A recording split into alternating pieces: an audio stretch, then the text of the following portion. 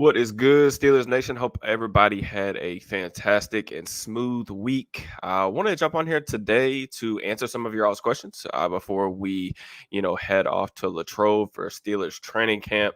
We're just a couple weeks away, man. I'm really excited. Football is right around the corner.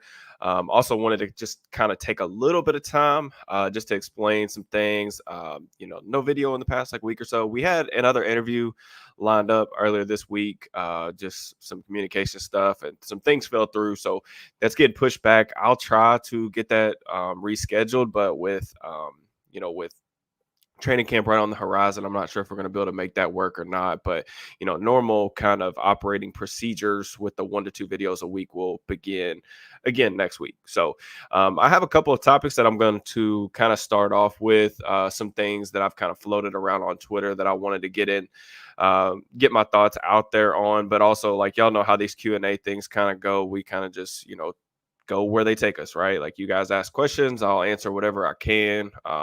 I could stream for 20 minutes, maybe double that. I'm not really sure. So I don't really have much of a game plan beyond that, but I did want to kind of explain, why there wasn't another video over the past week. But one of the things I really want to talk about, man, is just honestly, some guys that need big training camps. So that's like one of the things I wanted to talk about this week.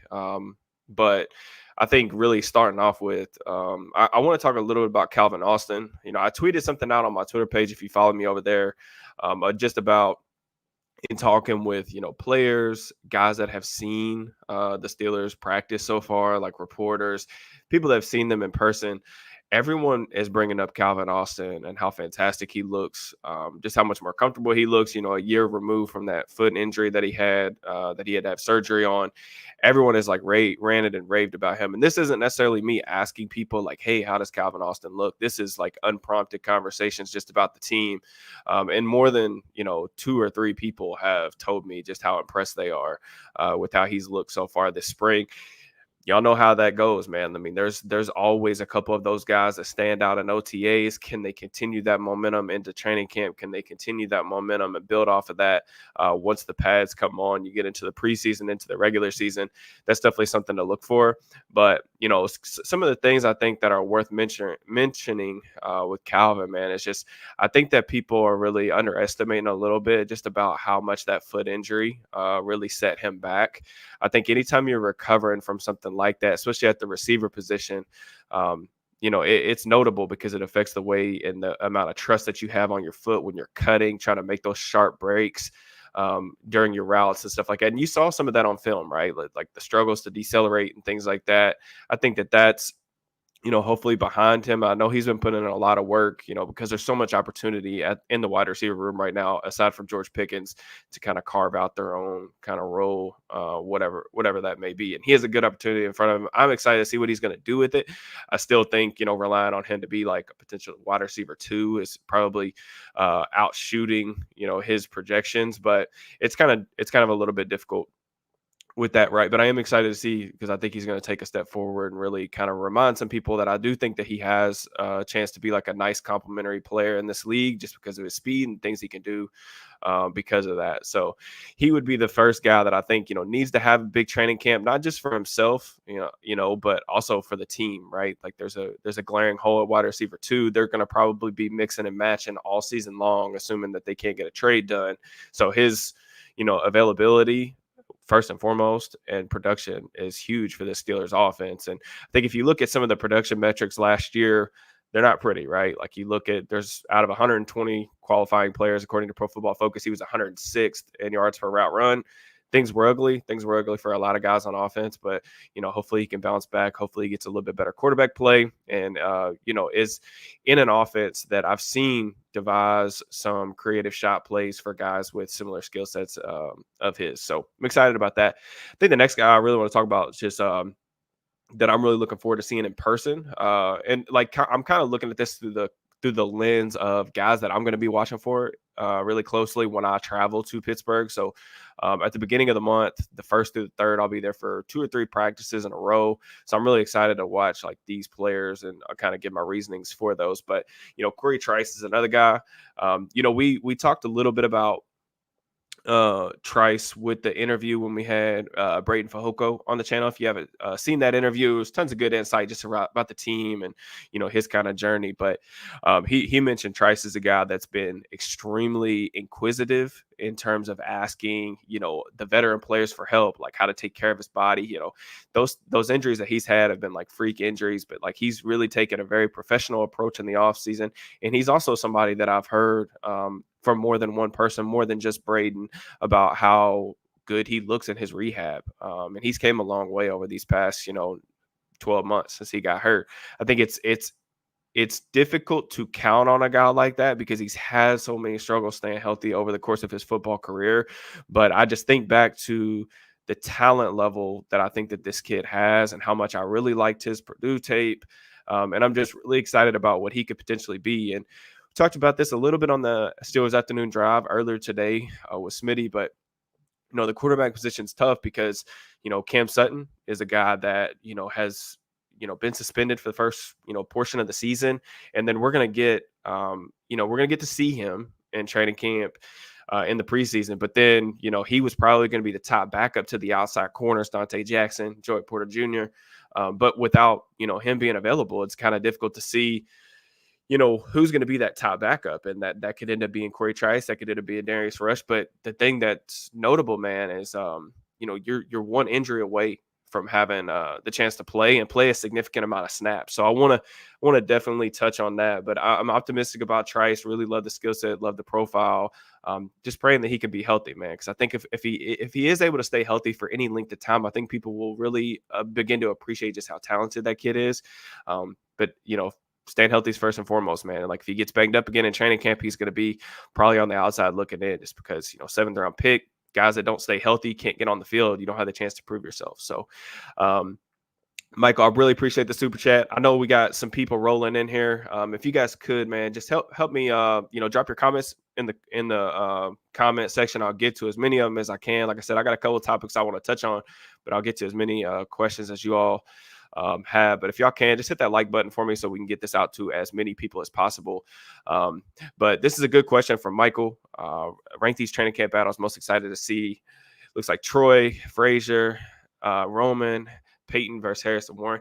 I think for me, man, I this is another thing we talked about, but I'm really interested to see how the rookies fare against all the veterans on the defensive line. I think, you couldn't ask for a better situation to go into if you're a rookie like Zach Frazier, like Troy Fautanu, because you're going to get to go up against all pros in practice. And like, that's such a valuable learning experience for those guys. Yeah, they're going to take their lumps. They're probably going to lose more days than they win. But it's great to see what type of jump is going to be necessary for you to really compete on Sundays. And I think with Troy in particular, it's going to be about how does he adjust to playing on the right side. He said he feels like really comfortable over there. I'm really excited to see it.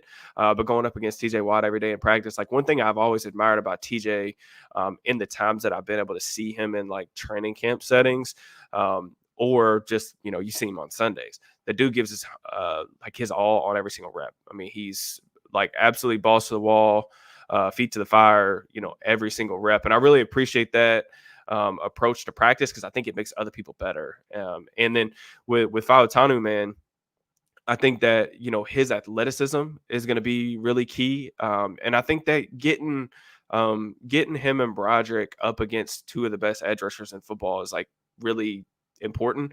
I think that the only thing that I would say is maybe like a little bit of downside if you're looking at it from the other kind of lens, is that neither one of those guys are really necessarily power rushers. So like you get a lot of the Steelers have they prioritize speed on the edge because of the scheme that they play in. The first step is really crucial to the way that they scout these guys. You look at Nick Herbig, another guy that's really electric off the edge, but he's a speed rusher. I kind of categorize rushers in like three buckets. Like when I'm scouting players, when talking about edge rushers in particular, finesse players, those are like guys that have a lot of moves. I would say that Watt is probably like a kind of some sort of blend between like a finesse and a speed rusher, not much of a power rusher, doesn't really use the bull or convert speed to power a ton. And then Highsmith, I consider more of like a speed rusher who really has like one primary counter, which is the inside spin move. But so they're not going to get the chance to go up against like a dominant power rusher. We'll have to see, but that's what preseason's for too, right? Like they're going to get to go up against good competition. Hopefully, I haven't really looked at the schedule too much to figure out what those matchups are going to be, but yes, to answer your question, like the offensive line will be mostly what I'm excited about. And then from Frazier's perspective too, getting the chance to go up against Cam, Cam is a powerful dude. So, Zach's going to really figure out really quickly just how strong guys are at the next level. But I think Zach has really solid functional play strength. He plays with exceptional leverage. From a wrestling background really helps with that. But I think that those are definitely things that I would really be looking for a ton. So, but I appreciate the super, man. Thank you very much. Um, let's see here. We got another super chat rolled in. Y'all going crazy. Really enjoyed your interview with Brandon Thor, your content in general. Thank you very much. I appreciate that, man. Brandon is fantastic, man. I know I said this in the video, but I can't stress enough how much Brandon has really helped me as a evaluator, as a football mind. His Substack and anything he read or anything he writes is pretty much something I read. I take it extremely seriously. Brandon's somebody who puts in an incredible amount of work, and like you have to learn from people that are smarter than you. And like I tell people that all the time. Like a lot of the stuff, like almost everything that I've learned has been from people that I consider a lot smarter than me. And Brandon is definitely one of those people. So if you guys want like honest, really thorough and understandable offensive line content, he's the guy, man. Like he makes things so easily digestible for people that are like, if you're just getting into football, or maybe you've watched football casually your entire life, but you want to kind of take your knowledge to the next level. Brandon is at the very top of that kind of spectacle in terms of like the things that he could do for you, because he's so smart. He understands that position better than like 99.9 people on the planet do. So I really was excited about getting him on the channel. I've had the chance to meet him a couple times at the combine. Great dude. So yeah, definitely enjoy his content. Y'all, if y'all haven't already, check that interview out, but also like check out Brandon's channel, because I have a tremendous amount of respect for him. Oh my gosh, y'all are going crazy, man. I appreciate you, man. Thank you, Mike. Really appreciate the supers, man. Y'all are going crazy. Where were we talking about before that? Oh, guys, I want to see a training camp. Another thing that I want to kind of talk about with guys I'm really looking forward to seeing is DeMarvin Leal. Like, for maybe not as much excitement purposes, but like this is kind of a make or break, I feel like, year for DeMarvin, just because we didn't really see a jump last year. Some of the metrics that we look at for like pass rushers and stuff, they don't look all that great. Like if you look at Pro Football Focus, their win rates, I know some people don't like those, but I do think it shows a good representation of just how effective like a pass rusher is on a snap to snap basis. 166 qualifying players, he was 134th among defensive linemen. They've had there's been some issues with him in terms of getting his weight right. Like, what does he need to play at to still maintain some level of explosiveness and the same level of effectiveness as he had in college? He's kind of that tweener body type, but kind of the same thing that I said in regards to Calvin.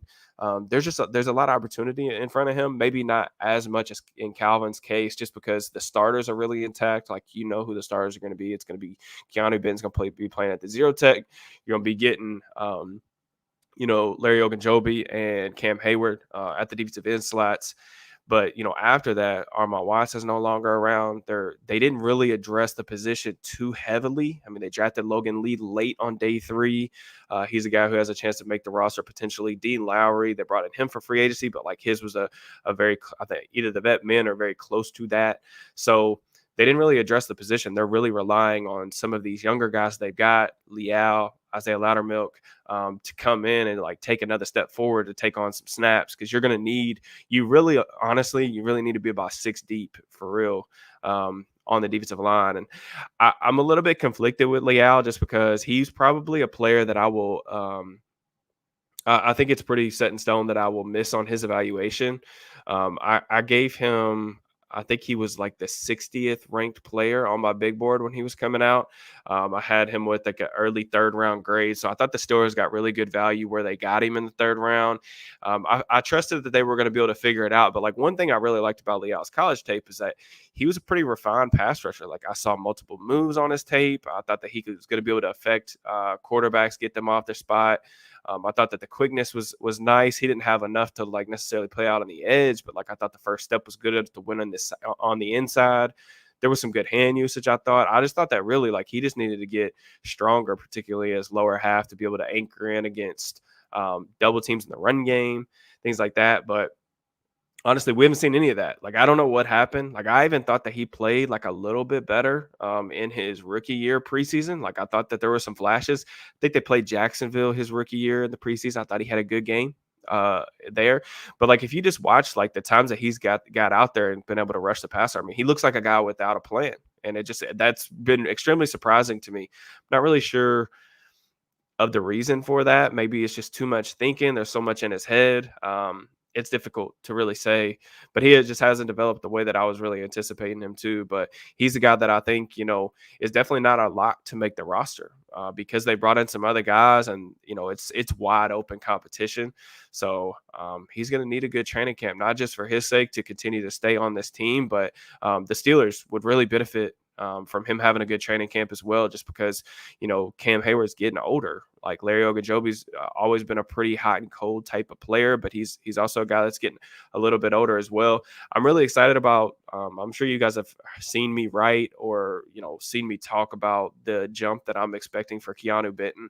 I think Benton's a really good player, man. I think really the key for him is just getting him more opportunities on passing downs. I think that he needs to play more in the nickel in passing situations so that you can see a little bit more of his pass rush profile.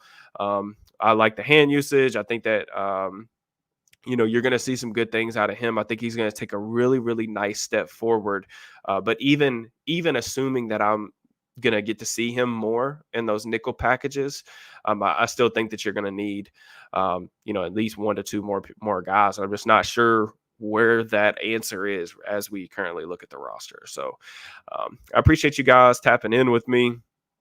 All of the comments. I've got some questions from Twitter as well. I'll kind of roll through those really quickly.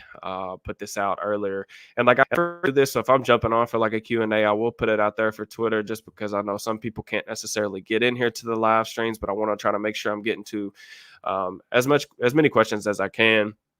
But there was some really good kind of talking points over here. Lumber Zach 94 asked about would I prefer to extend Najee or go after one of the backs. I'm assuming he's talking about the NFL the running back draft class in next year's draft.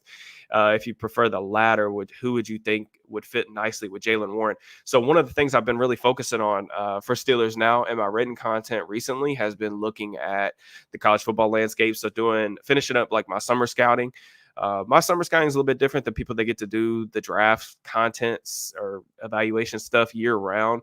My thing is like I try to get to basically the top type of prospects heading into the fall, and I also try to get to anyone that like I'm really close with that thinks that I should check out. So Nick Martin's a guy that's always sending me names that I really appreciate. Hey, you need to look at this guy. But, there were several running backs that I was really interested in. This is a very, very good running back class. And I actually wrote about this in my article for Steelers Now. I said that the 2025 class could actually have factored into the Steelers' decision to not extend Najee Harris because there are so many capable backs. I would say for me specifically, Boise State's Ashton Jeanty is probably my favorite back, maybe my favorite player that I've scouted this entire cycle.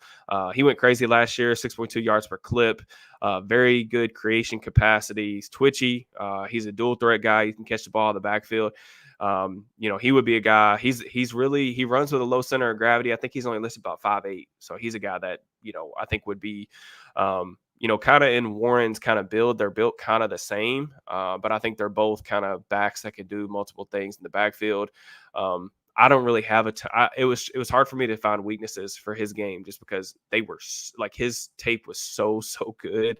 But yeah, I mean, there's a lot of really good backs. Quinshon Judkins is transferring to Ohio State. Him and Travion Henderson are both really solid backs. I think Judkins is probably like my RB2 heading into the fall. I was really impressed with his game.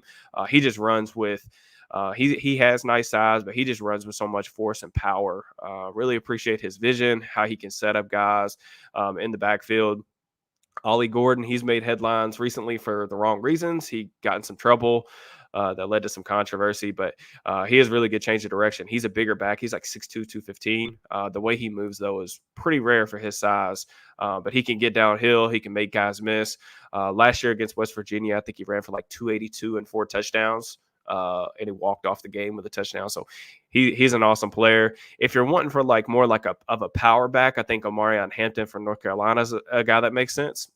He's kind of like a bull in a china shop runner, not super creative, but he wants to run through you every single rep. So those would be guys that I'd kind of look at.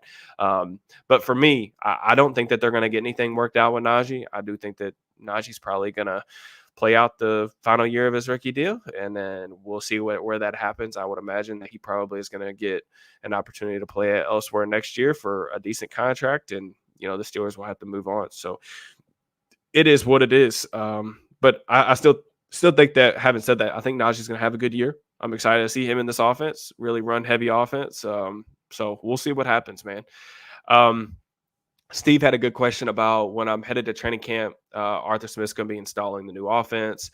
What are you looking forward to most when you study his offense in camp? For me, it's the tight end usage and O-line blocking schemes. Yeah, I mean, I have a pretty good idea on like what the blocking scheme is going to look like, right? They're going to be extremely zone heavy, and that's not going to surprise me at all. I do think that the tight end stuff is notable just to see like personnel usage, like how much are they using? 13 personnel. The Falcons last year only used 11 personnel, so 3 wide receivers, 1 running back, 1 tight end. They only used that, I think, on less than 20% of their offensive snaps, by far the lowest in the league.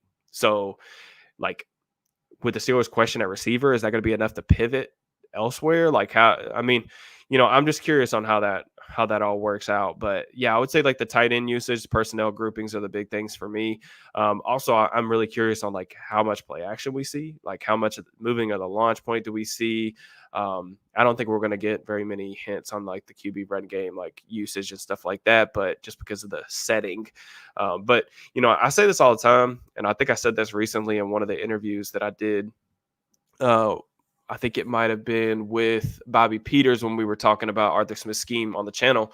Preseason is a good barometer to see kind of the meat and potatoes of the backbone schematically of an offense or defense, because you're not really game planning for a specific opponent, but you're going to use like a lot of the stuff, like a lot of the common concepts and a lot of the same philosophies that you're going to use in the fall. So this will be a really good thing. Like I know a lot of you guys, Steph, if you're subscribed to this channel, you're probably a sicko like me and watching the preseason games at least one or two times over. But it will give us a good glimpse of like what we can expect in the fall for sure. So that's a good question right there from Steve. Trying to jump back and forth here. Like I said, really hope John Ross Plumlee can ball. Yeah, I mean, he's gonna have a chance, right? Like it's gonna be between him and Kyle Allen for QB3. He's definitely, Plumlee's a guy. He's a good athlete, so I'm excited to see what he has. What is one thing you're hoping to see or get more clarity on before the season? I think for me, just what the usage is going to look like at receiver, like how much mixing and matching are they going to do? And how quickly can a guy like Roman Wilson take some sort of role on offense? And then how does his role kind of deviate from what Calvin Austin brings to the table? So those are kind of things I want a little bit more clarity on. I just really the distribution of labor at the receiver position, and what does the vision kind of look like for the tight end room? Like, I think they've got some really quality tight ends, the different ways that they're, when I talked to Pat Freiermuth, he's really excited about like all the different ways that, he's going to be used in this offense, but I'm excited to see that in person kind of play out. How much are they going to use him in the slot? Like if you look at Kyle Pitts, his deployment over the past couple of years, lined up in the slot a decent amount. I think Pitts' rookie year, they even lined him out wide a decent amount, like as the X. We didn't really see that a lot in Matt Canada's offense. Freiermuth wasn't really a featured part of that offense either. So I'm excited to see what that looks like. But those are kind of the things. And then kind of on the flip side of that, like I think the slot corner position is probably the biggest question mark on defense right now. All the other starting roles, in my opinion, are kind of accounted for, or at least in my head, how I would like to see it play out. But with Sutton missing first half of the season, are they going to mix and match there? Are you going to have an early down nickel? Are you going to have a passing down nickel? Is it going to be does anyone step up that they have on the roster to secure one of those two kind of roles, or is someone so good that they feel like they can handle all of it? If that's the case, that's great. But I think that unfortunately the Steelers haven't really prioritized the nickel position recently. But I think having a good nickel, especially in today's NFL, it can do so much for you, man. So it's really important that they get good contributions from that spot. I'm just not really sure who it's going to be. So those things are like things that I want more clarity on, and I expect us to have more clarity on as we go through. Like the slot corner position too. Like someone asked, with Sutton suspended, will the Steelers sign one? I think that's definitely an option. I don't know that there's there's not many options out there on the free agency market that are like super intriguing to me. But as you get closer to, the end of training camp, into the preseason, teams start to like cut guys off the roster. You get to the 53-man cuts. There could be somebody out there with a little bit of experience. Zach Smith, on Steelers Afternoon Drive today brought up Chandon Sullivan as a name. Like maybe you could bring him back to, play maybe the early down role, or maybe he's a guy that can fill in just while Sutton's suspended. I'm not necessarily completely opposed to that. I think he's kind of like a replacement level player, a baseline player. But, if none of these younger guys are able to step up, that may be what they're kind of forced to do. So, but yeah, I think that pretty much covers most of the Twitter stuff. There was other questions that I feel like I kind of answered in those questions. Good question here from Savion. Is Roman Wilson the ideal slot candidate? For me, yes. Like that's kind of where I project him at the NFL level. I kind of thought that it was either going to be, I kind of saw him as a slot specific receiver, but has some flanker capabilities. So he's a guy that you can use in motion as long as you keep him away from press. And I think that you really want to be able to use his speed, right? Once you get him inside, I look at him in terms of, I want to see him run a bunch of crossers. I want to see him try to take the lid off of the defense. Now, how does that kind of complement what Calvin does with some of his speed? Calvin played outside more in college, but I still think, there's some question marks about like, what is he going to be able to be good enough, period, to do it at the NFL level. But I also think too, when the Steelers are, we'll just say like in neutral situations, so like first, second down, like Van Jefferson's probably going to get a good amount of playing time at the Z just because he's a bigger body, and like some of the stuff that they asked that position to do. It's like if you go look at Falcons tape last year, Mac Hollins, like you just look at like the way that they use Mac Hollins. There was a lot of pretty difficult blocking assignments, not just like digging out safeties, but also, cracking down on edge blockers. There are some times they're even using him almost as like a lead blocker, kind of like what you saw with Allen Robinson last year. Neither one of those guys have the body frame or the physical profile to necessarily do something like that at the NFL level, in my opinion. But I do think that Roman Wilson is kind of my ideal slot receiver for this offense. The question kind of just goes back to like, how much are they actually going to be in 11 personnel? Like, are you going to be able to use him and get him on the field enough snaps? Because if you're only using it 20% of the time, it's not very significant. It's going to really prohibit his production, his acclimation really to the NFL level. But yeah, I think that one of the things about Wilson, there's a film room on him on the channel. So if you haven't checked that out, go ahead and do that after the live ends or whenever you want. But one of the things I like about Wilson too is very, very good in terms of hanging onto the ball after contact. Definitely not scared to go into congested areas, catch the ball in contact, find soft spots in zones. I'm excited to see like what he's going to be able to do. I just think it's going to take him a little bit to kind of refine some of the more, maybe like nuanced portions or, segments of the receiver position. But we'll see. We'll see. They definitely are going to need production from him, though, just because, there's just not a lot of proven guys in that room right now aside from George Pickens. See, we got a decent amount of people in here now. If y'all would, man, drop me your questions. I'll stay on here for we got a little bit, so I'll stay on here for a little bit, try to answer everything that you guys have dropped in the chat. If y'all would, man, just please do me a favor, hit that like button for me. It helps get this thing out to as many people as possible. I'd really appreciate it. Um, Scroll through these. Do you think Justin Fields working as a specialist to actually redevelop, or do you think the Steelers are taking that he's a veteran approach? I don't think, I kind of look at it in the manner of this is kind of a cheap flyer on somebody that they that they liked a decent amount coming out of college. I think anytime like you can get your hands on a former first round pick that's still on their rookie deal and has shown flashes of being a really good player, but hasn't put it together consistently. Anytime you can get a player like that for basically nothing, and they gave up, a 6th-round pick that turns to a 4th if he plays, I think 50% of the snaps. Don't quote me on that. I think that's what it is, but it's an insignificant, compensation in my eyes. So, but anytime you can get a player like that, especially at the game's most important position, I think that with some tools to work with, some traits to work with, I think that that's worth doing it in general. That's why I like the move so much, because I think it's a calculated decision that has pretty good payback, assuming they get what they assume they're going to get out of him.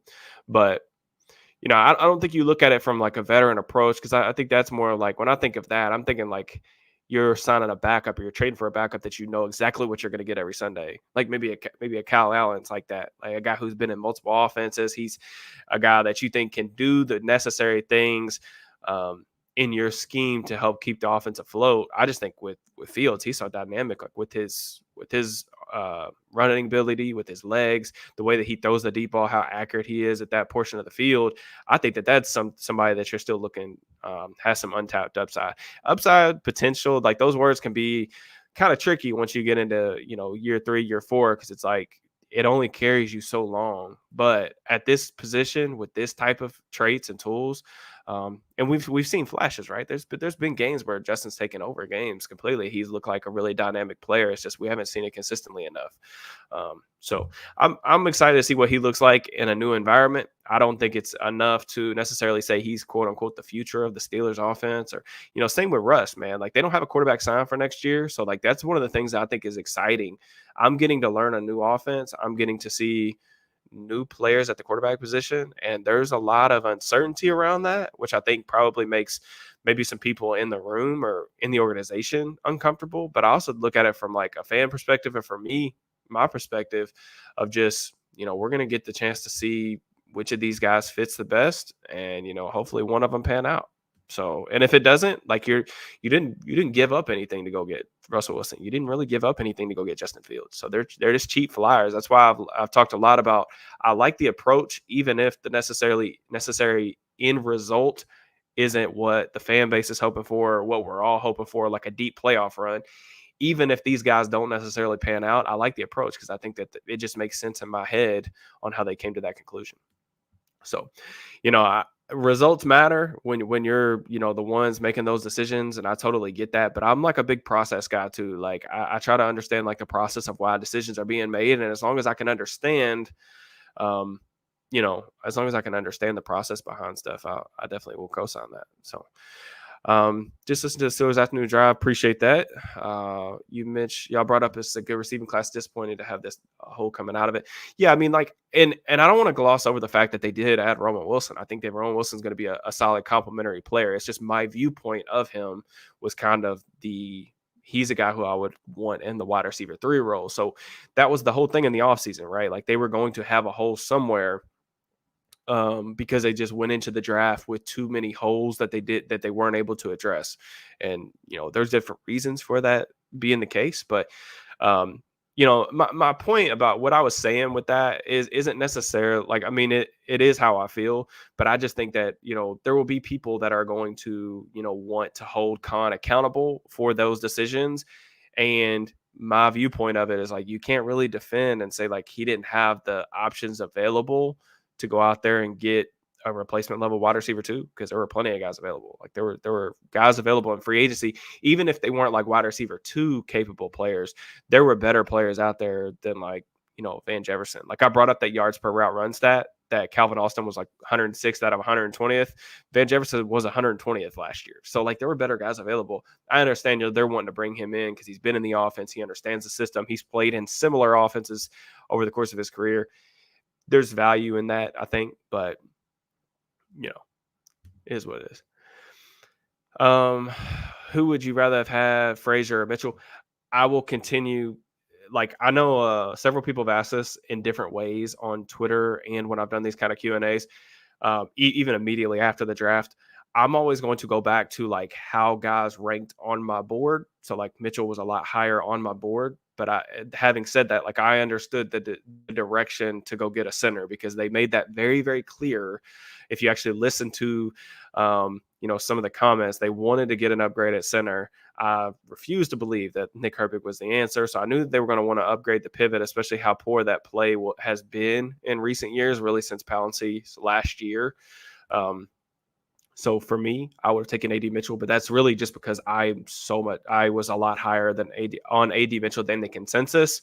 But again, I think they were going to be in one of those spots, like one of those two positions. We're going to have a hole going into the season, and but excited about Frazier though. When you talk about speed rusher, I'm wondering if Jeremiah Moon could give something there with his power. Yeah, I mean that's definitely that's a chance, right? Like I think not just the wide receiver or the edge 3 position. I think Nick Herbig's going to hold that down. I'm really excited about seeing him. He's a guy that's been training with TJ Watt a lot in the offseason. I think that the glimpses of what we saw from him as a pass rusher last year were pretty good. Obviously, he dominated the preseason. I expect that to happen again this year.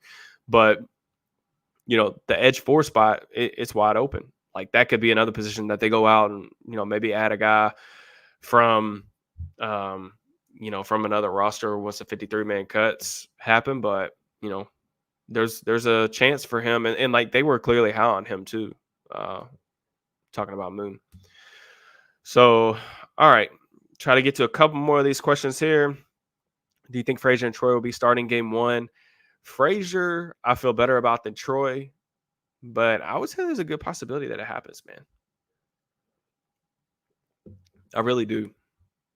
I know the organization loved Fautanu going through the draft process. I didn't know that until after they picked him, but they were extremely high on him. So, Mike, again, I appreciate you, man. Thank you.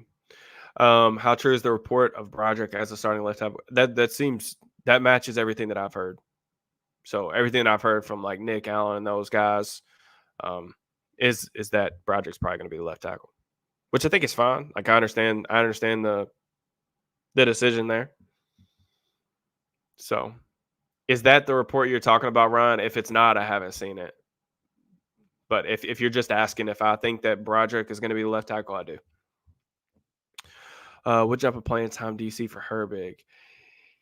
I don't know, man. See, this is a good question, Vincent, because I wrote about Herbig and just because I went back and watched his tape from last year. Of course, there's not a ton of snaps, so it's kind of difficult to do that. But I kind of combed through his tape last year and then went back and watched like the preseason game too. Man, he was pretty good, man. Like I think that there are some really high level stuff that you can see that you can really get excited about. Now, projecting a 35 to 40% snap count is kind of difficult because, like, I mean, best case scenario there, you're assuming that, both the edge rushers are going to go down to like 80% snap share. And then Herbig's going to take the other 40. He'll play 20% on one side, 20% on the other. That's a really basic elementary style way to explain it. But I don't know. It's difficult because there's not a ton of opportunity available for him because even a guy like him, when he was coming out, I was like, okay, even if this guy can't necessarily play the run because he played like at Wisconsin, like 225. I thought he did some good things in terms of knifing into the backfield, but he wasn't necessarily strong enough or long enough that I thought that he was going to be able to maybe hold up as like a high tier starter in the league against the run. Like I thought that was always going to be something he was going to have to overcome. But when you're like a pass rush specialist and you've got 2 really freaking good pass rushers, both guys have had, over a dozen sacks in their careers already. TJ Watt, Alex Hassman is still playing at a really high level. It's difficult to get them off the field. Now, do I think that there is value in pulling those guys back and not letting them play 90% of the snaps? Yes, I do. Do I think that you can go down to 80% and still get your money's worth with what you're paying those guys on the cap? Absolutely. I think it could also have value in that those guys are going to be fresher when you get to the end of games, when you get to the end of the season. You talk about 17-game season. The Steelers' goal should be playing into February, right? It's like you want to have these guys fresh, healthy, ready to roll in the playoffs, and I think that that is a good way to do that. Is to get Nick Herbert some more snaps, and I think that you'll see an uptick in snaps. I don't know if we're going to get to 40, 30 though. I mean, 30 is like bare minimum, man, and that's even I'm saying 30%, and that's saying both the starters remain healthy over the course of the season, which I'm obviously really hopeful. So, um, but we'll see. That's a really good question, though. I wrote about that too for Steelers. Now, if you want to see like some more like clips and just like my thoughts on Herbig in general, you can check that out. Mark Cunningham. Don't forget Highsmith's redo was the day before the draft. Todd had a deal in place with someone and it fell through for some reason. Yeah, I mean we'll see. I think it's going to be really interesting. I think Highsmith too is another player to watch. Like I think that some of his underlying metrics last year were a little bit misleading. Like I think if you look at like his pressure rate, his win percentage, and everything, like they were actually better than the year before, even though the sacks went down. So that tells me that like he was a little bit unlucky in that regard. I still think he had a solid season, but I think you're going to see, like I think Alex definitely has another like 10 sack season in him for sure. So I think Roman Wilson will be a good productive receiver for the Steelers. I do too. I think he's going to be a solid complementary player. I don't know that I ever see him getting to maybe the level that they necessarily need as like a direct complement, a wide receiver two to like George Pickens. But yeah, I mean, I'm really optimistic about Pickens, man. I wrote that he's basically the Steelers' most important player on offense. I think that most of the time that's the quarterback position, but I just think like you look at the landscape of this offense, there's just nothing behind him. Hey, I think honestly, full disclosure, I think he might be the most talented player on the Steelers in terms of the playmakers. I think he's the most talented playmaker when you factor in the quarterbacks, the tight ends, the receivers, the running backs. I think he's the most purely talented guy. And also, they just don't have anything behind him. Like if he were to go down with an injury, the Steelers would be in really, really rough shape, to be honest with you. And that's another part of the wide receiver conversation. They don't really necessarily have good built-in options if that does happen. Pray to God he stays healthy because he took a really big leap in year two. I'm excited about what he's going to do next year. I still think he's a guy that is going to get better and better. So really optimistic about George, man. What are you expecting from Russell Wilson? So we talked about this a little bit, but for me personally, I just want baseline quarterback play, man. Be average, be the 18th best quarterback, be the 16th best quarterback in the league, and I'm straight with that. Like I think that based on because it's all about cost, right? Like if you were asking me just a blanket statement coming into the season back in February, hey, do you want Russell Wilson as the starting quarterback for the team that you like, the team that you cover? I would have said no. Having said that, though, the Steelers are in a unique position where they didn't have a quarterback option really on the roster that I trusted either. They were able to acquire a guy that is potential Hall of Famer, like still has a chance to get there, like is trying to revive his career. And I thought did take a step forward last year in the second year in that Denver environment. But I don't think that he's, I think the days of Russ being like a top 10, top 12 quarterback are probably gone. But I think that it's still a very realistic chance that he could be like, everybody loves rankings, like the 16th or 20th best quarterback. Like if he finishes somewhere in there, I still think it's good return on investment just because there weren't a ton of other options to turn to. If I'm being quite honest, I mean, the other options would be like, you could sign Kirk Cousins for half the city of Pittsburgh. I would have co-signed like a Cousins move.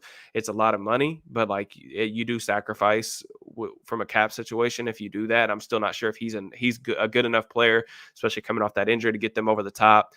It was a really good draft for quarterbacks. I liked this quarterback class a good amount, but they weren't in striking position to get one because they made the playoffs. They were picking too far behind, and we saw 5 quarterbacks go in the top 11 picks or something like that. So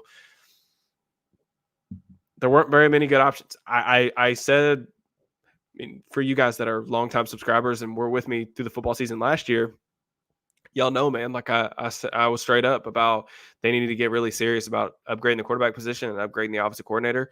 They brought in two guys that I think are upgrades. How much of upgrades are they? We're going to see, because both those guys should have a chip on their shoulder because things didn't work out for them in their previous stops. But yeah, I mean, I think that Russ still can be a quarterback that you can win with. I don't think he can be a quarterback that you can win because of, but they're not paying him like one either. So I think that there's, just some realistic expectations there for me. Did Florio or PFT ever give you your props for your interview they vultured? No. No. It just is what it is, man. It is what it is. I'm not really super concerned about that. It's water under the bridge as far as I'm concerned, man. I have something that I like to remind myself of is that I can only control what I can control. So, and I can't control that. So it just is what it is. But I do appreciate y'all. Like, so many of y'all sent that to me. Definitely love y'all. I don't want to hamper Wilson. Like, I think too, like, here's the thing. Like, that is one way to look at it, Mark, is that they haven't added too many pieces to like the cornerback room or the wide receiver room. So you're not blocking the development of these young guys. The problem is, like, I think that that's more of a conversation, and I'd probably feel better about that if we're talking about they've got young guys kind of waiting in the wings that are like top 50 picks or something like that. I think that's where you get into like, hey, I don't want to stunt this guy's development. We need to get this guy snaps.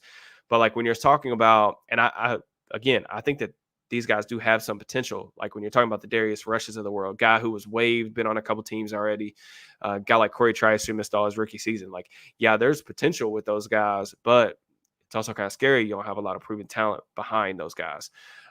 Same thing for like Roman Wilson, Calvin Austin. Those guys were like mid-round picks. They were third, fourth round picks. Yeah, it's good for them because the opportunity is there for them to develop and get some snaps and show out in the training camp process and stuff like that. But do I wish they had a more qualified, proven wide receiver 2 on the roster? Absolutely. Because those guys really were players that I evaluated as kind of like wide receiver 3, wide receiver 4 types of the league anyway. So yeah, I would feel a lot better about that. So got a couple more questions here. Which division opponent are you most concerned about? Concerned. It's difficult because the Steelers have been really good against the division, man. It's been kind of funny, even though they've had some problems at quarterback. Offense has been lackluster, all this different stuff. They match up really well with a lot of the teams in the division. So there's nobody in the division that it like scares me so much that I just don't think that they'll be able to compete with them. I do think Baltimore should be the favorite in the division. They've got some question marks though in terms of like what does the defense look like without Mike McDonald? They're going to be running the same scheme just based on like I think based on the coordinator that they brought in, very familiar defensive mind. A lot of talent over there too. I do think that Baltimore's offense will be even better in year 2 under Todd Monken. There's always like a filling out process in year 1. But the fact that they were able to do some really good things on offense with Lamar as a passer, and they showed more growth in terms of like being a capable drop back passing team. I think that there's a lot of optimism, I'm sure, from their perspective on that. And they've got a good amount of talent over there in general. Mark Andrews being healthy, Zay Flowers had a really good rookie year. I do think that they lost both guards in free agency. Everyone that I talk to, I have a couple people in kind of the Ravens sphere that tell me that that's not a concern from a lot of their perspectives. I do think that, they're going to be starting. I think it's going to be Andrew Voorhees at guard. There's some uncertainty there in terms of like what that looks like on the offensive line, keeping Lamar healthy. One thing I will say, I don't understand Lamar dropping down to 205. Like I don't. I think last year he definitely didn't look as freaky explosive, but he was way more explosive than he ever needed. Than he even needs to be. And I think that he was able to make it through an entire season, one in which they played 19 games or something like that. He was able to make it through without being injured. And then he drops down to 205 to be a little more explosive. I don't know. That wouldn't be my favorite course of action. But again, I don't cover the Ravens. So that's pretty much it. Just a couple like kind of housekeeping notes. Like I said, next week we'll get back to kind of like a normal schedule.